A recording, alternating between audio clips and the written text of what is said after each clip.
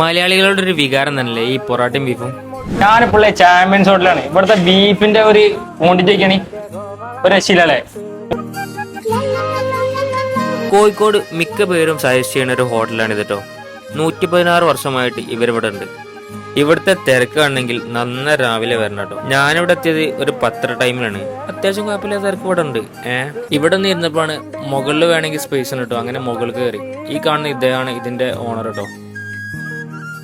അങ്ങനെ ഞങ്ങൾ ഓർഡർ ചെയ്ത 2 ഐറ്റം ബീഫും പൊറാട്ടയും എത്തിക്കഴിഞ്ഞു. ഇതിലേക്ക് ഫ്രീ കറി ഉണ്ട് കേട്ടോ. ഈ ബീഫ് പിടിക്കുമ്പോൾ തന്നെ അറിയാം നല്ലോണം വന്നിട്ടുണ്ട്.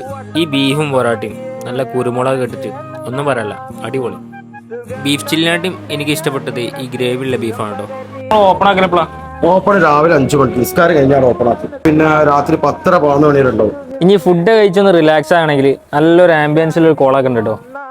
അപ്പോൾ ലൊക്കേഷൻ മറക്കണ്ട, കോഴിക്കോട് കുറ്റിച്ചിറ ചാമ്പ്യൻസ് ഹോട്ടൽ.